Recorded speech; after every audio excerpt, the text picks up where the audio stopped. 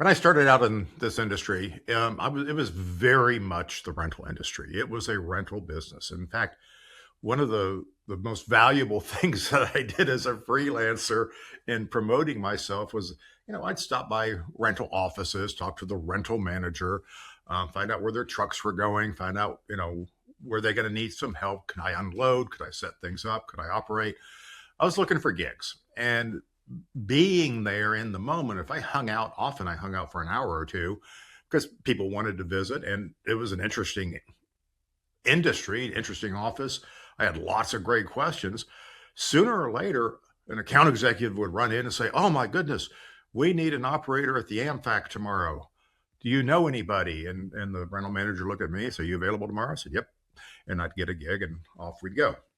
But one of the things I learned from being in all of this was to pick up that rental brochure that was at the counter when you walked in the warehouse door. It usually said rental desk, and it's where customer pickups occurred.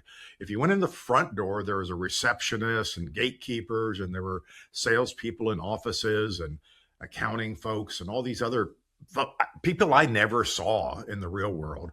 Everybody I saw was in the back of the building, so I always went in the back of the building. And you'd pick up the brochure, and I'd pick up a handful of them so that when I went to the next office to visit, I could deliver some of the rental brochures from the other companies.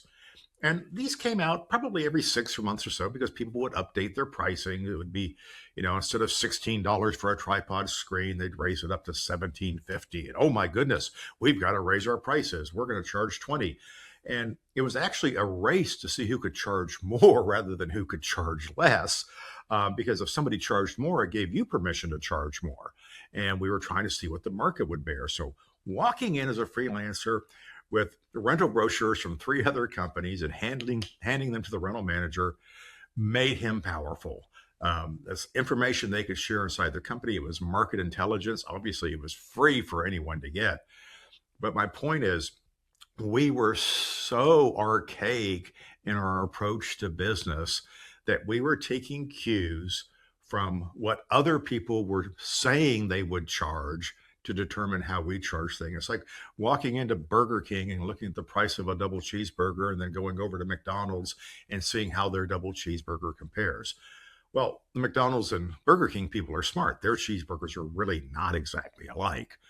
But in the AV rental industry, everybody's equipment was exactly alike. So nobody was going to get more money for their Bell & Howell overhead projector than another company unless there was something more valuable about the way they were doing it. So words are important. Stay with me. I've got 10 words I want you to look at differently. Welcome to your weekly dose of uncommon sense, helpful insights, and tough love. I'm your host, Tom Stimson. The Intentional Success Podcast comes to you through the generous support of Mertz Crew. Mertz Crew helps top AV companies book quality AV freelancers. Your choice, your rates. We handle contracts, insurance, and payments. You save time, cost, and reduce risk. Start today at mertzcrew.com. Now on to the show. So when it comes to words, we have a lot of words we're very used to using in our industry. And you know them. You're going to recognize all of them. These are everyday things. We don't think twice about it because we're insiders. And you're listening to me because you're probably an insider. You're one of the people who does this for a living. You do shows for your customers for a living, providing them rental equipment and labor. Nothing could be more normal to you. However, that's not normal to your customers. So let's start off with my favorite word, which is rental. Rental is a great way to make money from a business standpoint. You buy something once, you rent it to people, they give you money so that they can use it for a little while, and then they give it back to you and you get to do it again, and you can keep renting it and keep renting it. And these are called turns. How many turns can you get on the equipment? So rental is a type of business transaction where we utilize our asset, which is our rental equipment, to do a transaction with a customer who is looking, basically they're acquiring a commodity. Now, you might be more convenient than your competitor. You might have a better price. Your equipment might be newer. Maybe you were nicer on the phone. But the fact of the matter is, it's all coming down to a rental transaction. And much of what you do, particularly if you're in show services, is service rather than a transaction, which is renting equipment.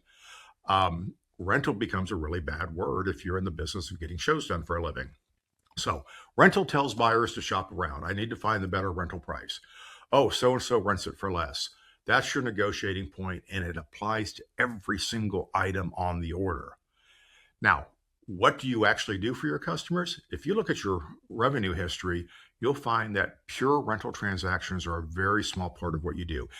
Even in the small town model where you're, renting inflatable screens for backyard parties and doing weddings and, other small events and 2 speakers on sticks, what part of that is actual rental where the customer picks it up and carries it away, uses it and brings it back?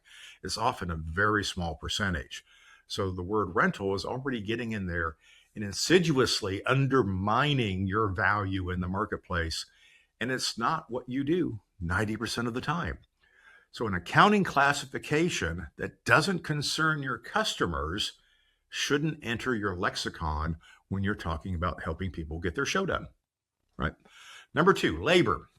Most laborers, as when we think of a laborer, we're thinking of somebody in construction or manufacturing, doing piecemeal work. Maybe there's some skill, maybe it's trainable, maybe there's a lot of skill involved. There are professional laborers. What do we need to call them? I don't know. We can call them crew, support, team, talent, technicians.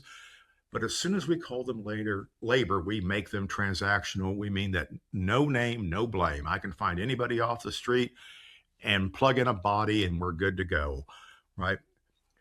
A staffing agency and a labor company are 2 different things. So think about that terminology. Staffing agency finds somebody with particular skills and talents to meet the job description on a temporary basis.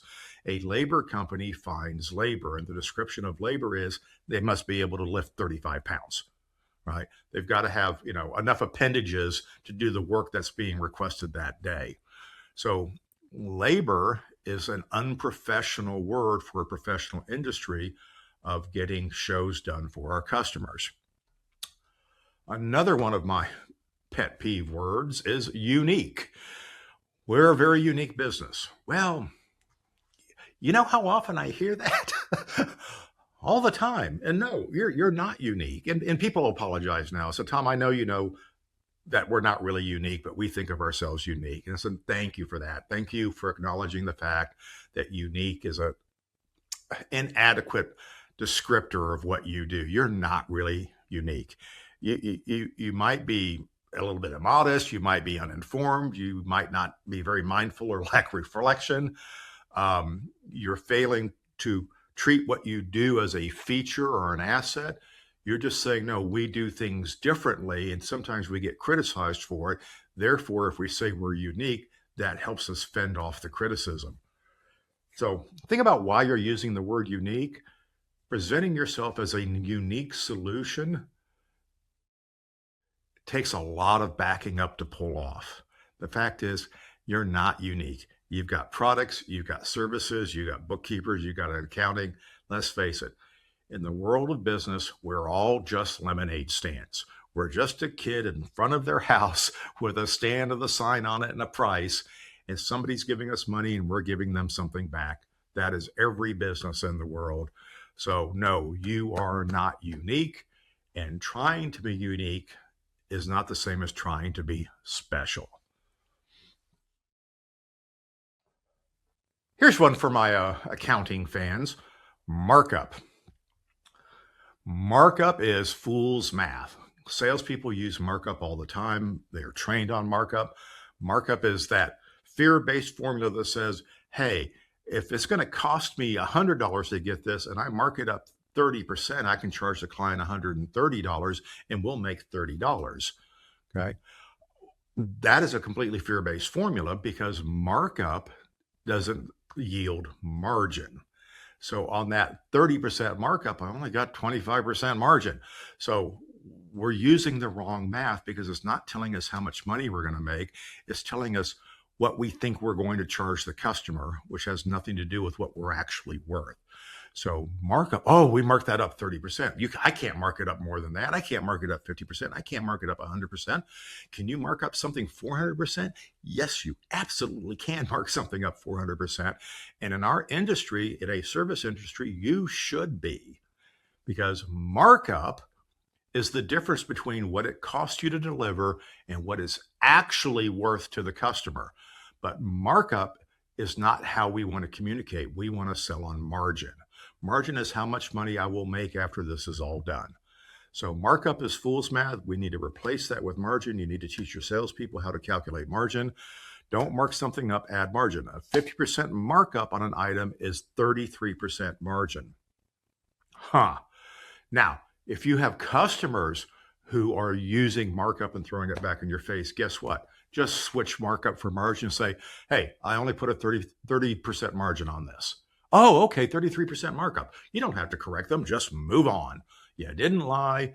They just need to learn the math as well. So markup is dangerous. We don't understand it. We will undervalue what we do, learn how to do margin, and learn what margins are right for you. Which of course leads me right to discount. It doesn't matter what you mark it up. We're just going to turn around and discount it again. Discount is an infinite variable. Infinite. It's another transactional word. It's a B2B concept for volume, right?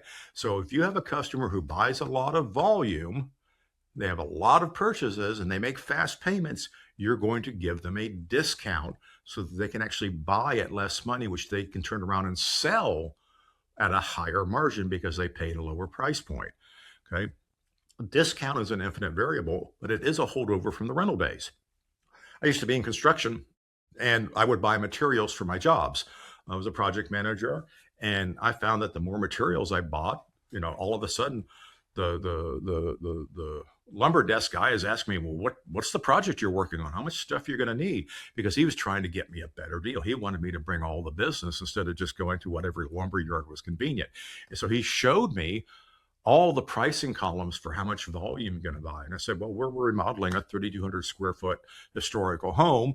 It's got a lot of construction. We're doing a lot of reframing. We've got to put a new roof on. He goes, oh, then you need to be buying in this column. And that's what he started selling me at. He didn't give me a discount. He gave me a better price. That allowed me to make more money on the job because my costs were lower, but the value of the product was still the same. So when you say discount, you're creating another negotiating point on top of all the other ones you put on paper, and it invites comparison, negotiation, and often it just invites disrespect. Adjust your margin expectations instead of applying a discount. Say, I can accept a lower margin on this job if you can pay me this much in advance and this much by this date. That's a better saying than I'm going to give you a discount, in which means that, oh, I can come back and ask for more discount. That'll make my budget work. Yay. Stop saying discount. Bad word. Job cost. Ooh, nothing gets me wound up faster than somebody saying, well, we looked at our job costs and our job costs are great. Your job cost is meaningless. Well, it's how we commission. That's how we pay our salespeople. How else can you calculate commission without job cost? I don't know. I could think of 100 other ways, but please don't call it job cost, okay? Job cost, number one, assumes that your prices aren't made up. So if your job cost, in other words, your net margin is based on a price that you artificially made up, well, that would mean that any price variations and any discounts would also be a job cost. How many of you are recording a discount as a job cost? You're not. You got $1,000 for the job. That's what you put in there. It was a $2,000 job, so you got $1,000 for. You didn't mark it in that discount. So job cost lies. Okay, true job cost is based on actual costs, not guesses, and the salespeople have absolutely nothing to do with job cost. All they can do is predict what job cost might be, but operations will determine whether or not those costs actually have to happen. Job-to-job comparisons are inherently unfair because no two jobs are the same. No two jobs have the same overlaps and restrictions and availability. It's unheard of. So what's the point of doing job cost? There is no right cost. There is only the cost you incur at that time. And if that's how you base commission, then your commissions are going to be out of the salespeople control. And the thing you think you're incentivizing, you cannot actually incentivize. Let's figure out what we need to replace job cost with, and that is costing. Okay. Your real concern should be your overhead expenses. You want to buy your cost of goods sold at the best price you can. If your salesperson isn't buying at cost of goods sold, if they're not making those purchases and making those decisions, then they have literally no control over job costs. Let's get it out of here. It's a lot of energy. It's a lot of time. It's a lot of anger and anguish over more bad math. Now, longtime manager here, downtime. Well, when we have some downtime, we're going to clean up the warehouse. Wait a minute. If you have some downtime, you're going to do the thing that you should be doing anyway, is an indication of poor planning. So if keeping the warehouse clean is not part of your business model, it's just something you do because you have nothing else to do, okay, what does that say about your business? What does that say about what's important? Do you only want to eat at a restaurant that is so busy it never cleans the kitchen? Well, we have so many customers, we don't have any downtime. We'll clean that up later. We're usually really slow in August. Think about that. Why would you run your business that way? You operate a year-round business. You're busy, and sometimes you're busier. Okay? Waiting for downtime is a way of saying we're never going to get this done. Eliminate the word. Downtime matters more in overstaffed companies because it affects your overhead. So if you have a lot of overhead and now you have downtime, you're trying to throw all that overhead at a project and make them look useful. So the fact that you're using the word downtime already tells me that your overhead is too high. We do shows. Oh. I grew up doing shows. I was a theater kid. We were in theater. We did shows. We produced it. We directed it. We acted it. We built sceneries. We put light bulbs into coffee cans. Okay. You don't do shows, right? Your customers do shows. Okay. Did you do that national sales meeting for IBM? No, you didn't. IBM did that national sales meeting. Maybe you got to do some work on it. You help your client, IBM, get their show done. So your clients need shows done for them. You don't do shows. Your execution team goes out and does the shows with the client. Okay. 100% of execution can be outsourced. So again, you aren't doing the show. You are getting the show done. So all value was created in the planning process. We sold it at a perceived value. The execution value happens in planning. Did we hire the right people? Did we send the right gear? Does everybody have the information they need to be effective? Is the customer well informed? Okay. Can we get their show done and make them happy? Yes, we can, but we're not going to do their show. We're going to get their show done for them. Think about that. Don't devalue or don't take away your clients, your customers' value, and what they're doing is their show. It's not yours. All right, closing deals. Well, we haven't closed that deal yet. You know what? You're never going to close the deal. Closing a deal is the same thing as getting the agenda for the show. You'll have the final agenda for the show when we're tearing down the event, right? Everything changes. We know that. That's the nature of our industry. We don't close deals. What we do is we agree on next steps. It's almost impossible to package getting somebody's show done for them over a series of weeks or months into one concise proposal that can be signed off on, invoice that can be paid. I close the deal. As soon as you close the deal, it starts changing. So the deal you closed no longer exists. Okay. If we're waiting for the deal to close because we finally have enough information that at this one point in time, everybody agrees on everything and it's 3 weeks out from the show, this is why you can't get your deal signed soon enough, because you're trying to close the deal when what you should have done was 6 weeks ago, agreed on the next steps and go through those series of steps. So show production, event production is hundreds of small deals that take place over a long period of time. Trying to pack it into one proposal or contract takes focus away from what our client needs, okay? And we're looking for a black and white line to define a project, and it's never going to exist. And as soon as we make one, it's going to vaporize in all the normal things that happen. Find a reason to get started. The reason to get started is not we finally agreed on everything. The reason to get started is we agreed on what the next step is. Get the next step agreed upon. The deal will take care of itself. Now, final set of words, sales and operations. My first paid management job was rental manager.